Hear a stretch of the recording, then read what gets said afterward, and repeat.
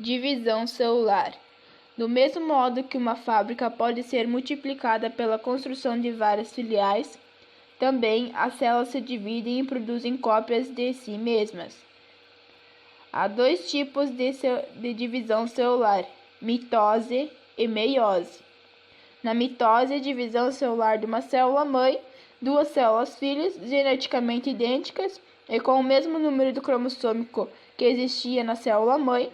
Uma célula N produz duas células N, uma célula 2N produz duas células 2N. Então, trata-se de uma divisão equacional. Já na meiose, a divisão de uma célula-mãe, 2N, gera células filhas N geneticamente diferentes. Nesse caso, como uma célula 2N produz 4 células N, a divisão é chamada reducional. A mitose corresponde à divisão de uma cópia da fábrica e sua meta é a duplicação de todos os componentes. A principal atividade da célula, antes de se dividir, refere-se à duplicação de seus arquivos de comando, ou seja, a reprodução de uma cópia fiel dos dirigentes que se encontram no núcleo.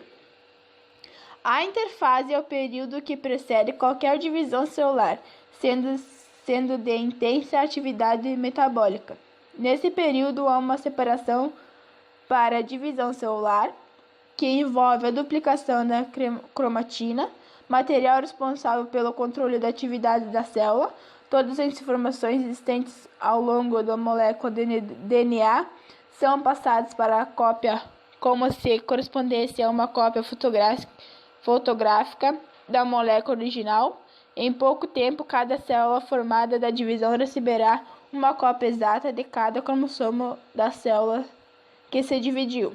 As duas cópias de cada cromossomo permanecem juntas por certo tempo, unidas pelo centrômero comum, constituindo duas cromatídeas de um mesmo cromossomo. Na interfase,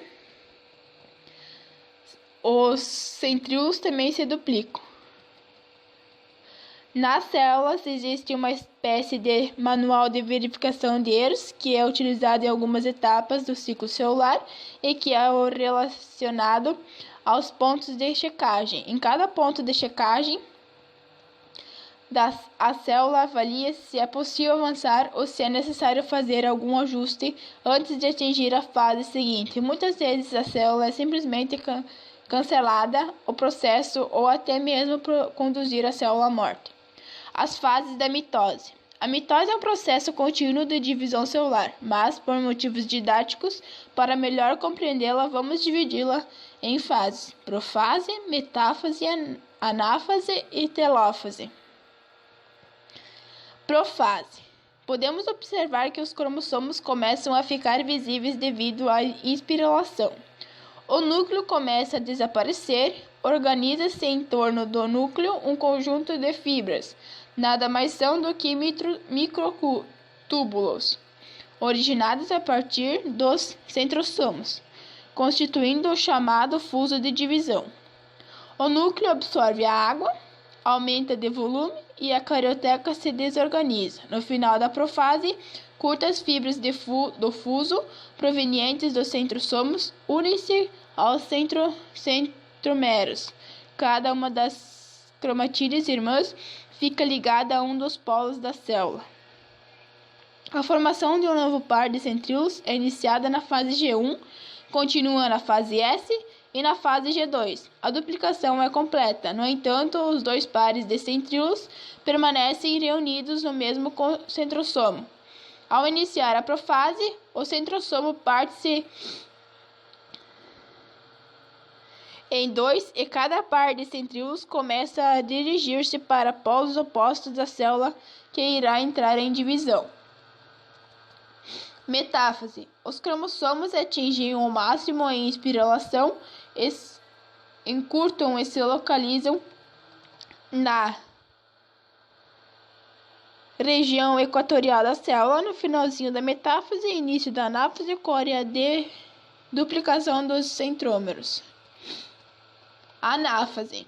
As fibras do fuso começam a encurtar. Em consequência, cada lote de cromossomo irmãos é puxado para os polos opostos da célula. Telófase. Os cromossomos iniciam o processo de desespiralação, os núcleos reaparecem nos novos núcleos celulares, a carioteca se organiza em cada núcleo filho, cada dupla de centríolos já se encontra no local definitivo das futuras células filhas. Citossínese. A participação em duas cópias